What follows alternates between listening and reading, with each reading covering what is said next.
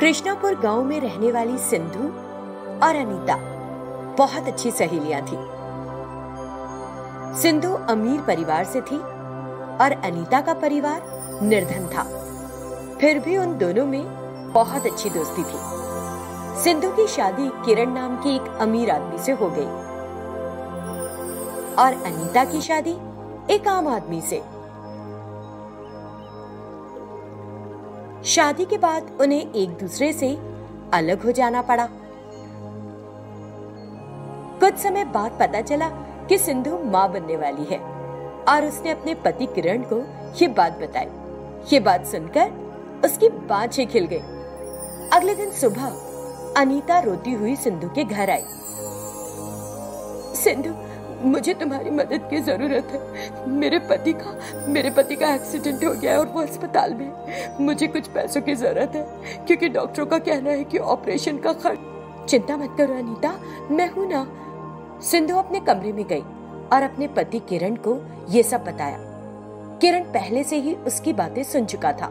तुमको क्या लगता है मैं यहाँ एक चैरिटेबल ट्रस्ट चला रहा हूँ क्या, कि जब जिसे जरूरत पड़े? वो मेरी सबसे अच्छी दोस्त है और इस मुसीबत में उसे मेरी मदद की जरूरत। बहुत मनाने पर भी किरण अपनी पत्नी की बात नहीं माना। बाहर खड़ी अनीता ने उनकी सारी बातचीत सुन ली और उसको बहुत बेइज्जती और बुरा महसूस हुआ। अपनी दोस्त को इस तरह वहां से जाते हुए देख सिंधु को भी बहुत दुख हुआ। अनीता सीधे अस्पताल गई। क्या आप ऑपरेशन के लिए पैसे ले आई? नहीं डॉक्टर, मैं कहीं से भी पैसों का इंतजाम नहीं कर पाई। मुझे नहीं पता क्या करना है। रोते रोते वो बेहोश होकर जमीन पर गिर पड़ी। डॉक्टर भी घबरा गई। मैडम, क्या हुआ? आप ठीक तो हैं? डॉक्टर ने अनीता का चेकअप किया तो पता चला कि वो भी मां बनने वाली है। कुछ समय बाद जब अनीता होश में आई तो डॉक्टर ने उसे ये बात बताई, लेकिन अनीता और भी मायूस हो गई। हे भगवान, मुझे ऐसी खबर सुनकर खुश होना चाहिए या दुखी। इसी बीच सिंधु पैसे लेकर वहां पहुंची और मेरे पति ने घर पर जिस तरह बात, उसके लिए मुझे माफ कर दो अनीता। ये पैसे लो और ऑपरेशन करवाओ। अभी मुझे जाना होगा क्योंकि मेरे पति को ये पता चला तो उनको अच्छा नहीं लगेगा। सिंधु जल्दबाजी में वहां से चली गई। अपने दर्द के बावजूद अनीता को सिंधु की इस मदद के लिए बहुत कृतज्ञता महसूस हुई। अनीता ने उन पैसों से अपने पति का ऑपरेशन करवा लिया। अस्पताल से छुट्टी मिलने के बाद अनीता अपने पति के साथ घर वापस आ गई। उनकी इस हालत में अनीता और उसके पति दोनों को अच्छे खाने और दवाइयों की जरूरत थी जो कि उन्हें नहीं मिल पा रही थी। आखिर में अनीता ने एक अमीर परिवार के घर काम करना शुरू कर दिया। दूसरी ओर सिंधु को अच्छा खाना और देखरेख मिल रही थी। उसका पति भी उसका ध्यान रख रहा था, लेकिन सिंधु को अनीता की चिंता थी। अनीता उस हालत में भी कड़ी मेहनत करके अपने पति की और घर की देखरेख कर रही थी।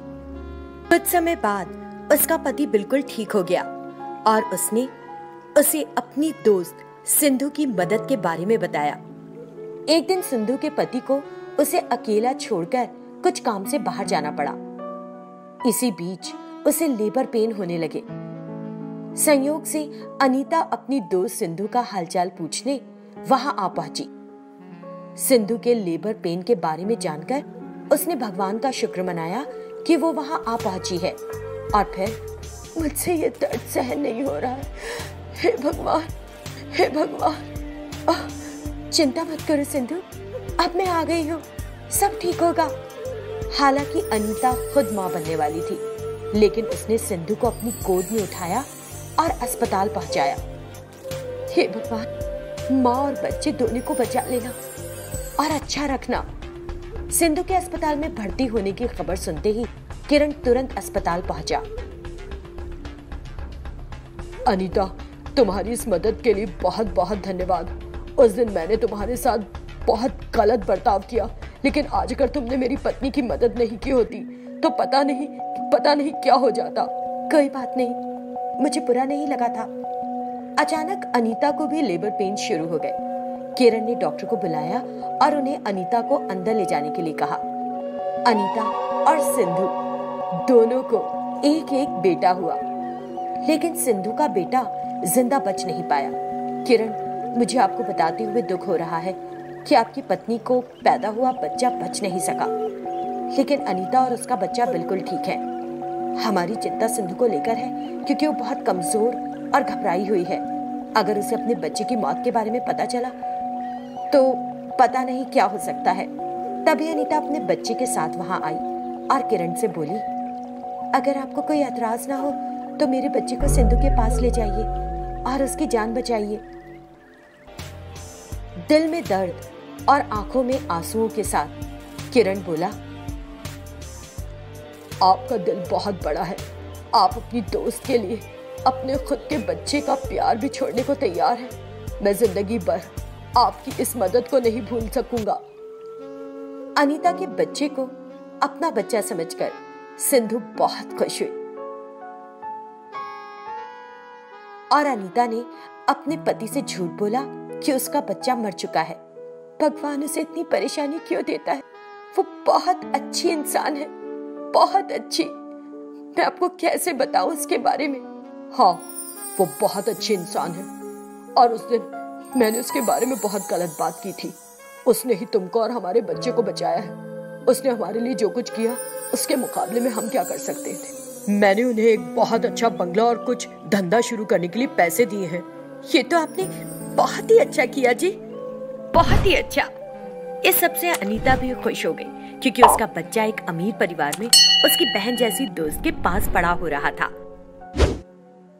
अंतापुर गांव में कृष्णा और रवि दो दोस्त रहते थे।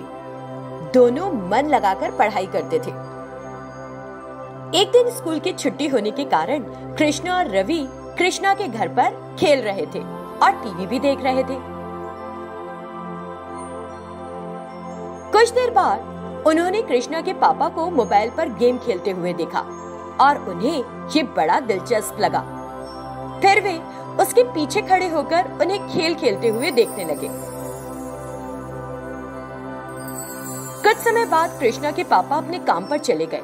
जल्दबाजी में अपना मोबाइल घर पर ही भूल गए। कृष्णा और रवि ने घर में मोबाइल पड़ा देखा। कृष्णा, मुझे लगता है तुम्हारे पापा अपना फोन भूल गए। चलो उनके फोन पर गेम खेलते हैं। कृष्णा सहमत हो जाता है और वे दोनों उस फोन पर बारी बारी से बहुत देर तक खेलते ही रहते हैं।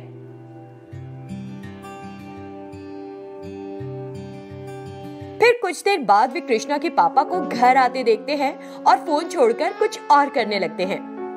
अगले दिन वे दोनों मोबाइल पर खेले अपने गेम की बात करते हैं। कृष्णा रवि को बताता है कि उसे गेम खेलकर कितना मजा आया। कृष्णा की बात सुनकर रवि उसे समझाने की कोशिश करता है। सुनो कृष्णा, कल हम स्कूल नहीं गए थे तो हमने गेम खेल लिया, लेकिन अगर हम ऐसे ही खेलते रहेंगे तो इनकी लत लग जाएगी और हम अपनी पढ़ाई पर ध्यान नहीं देंगे।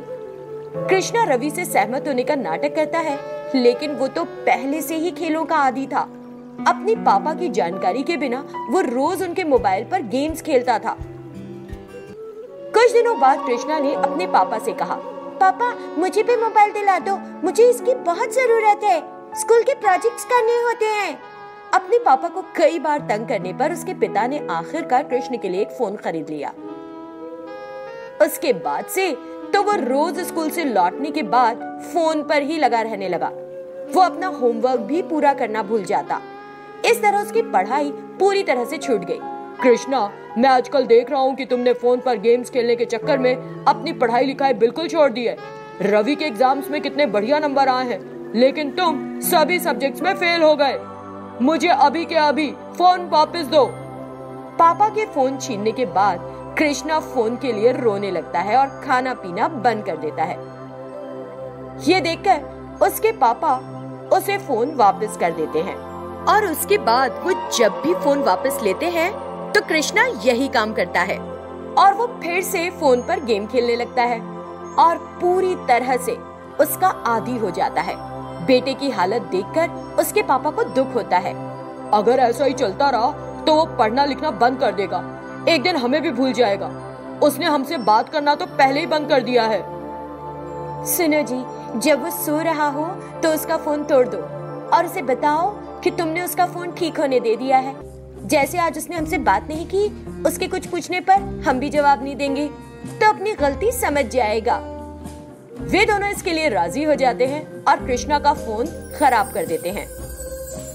अगले दिन कृष्णा अपना फोन देखकर, अरे रे, मेरा मोबाइल कैसे खराब हो गया? पापा से इसे जल्दी ठीक करने के लिए कहना होगा।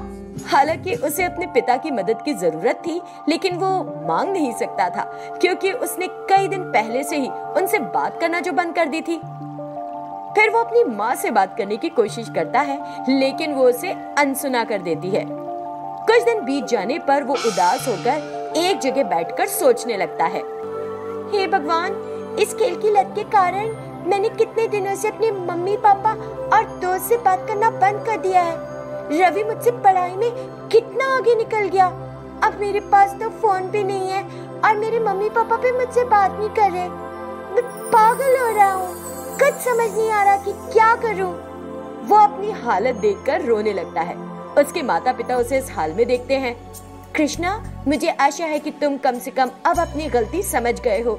इस खेल की लत के कारण तुमने अपने दोस्त, अपनी पढ़ाई और हमारे प्यार को खो दिया। कृष्णा रो पड़ा और बोला, माँ, मुझसे बहुत बड़ी गलती हो गई। अब मुझे किसी फोन की जरूरत नहीं।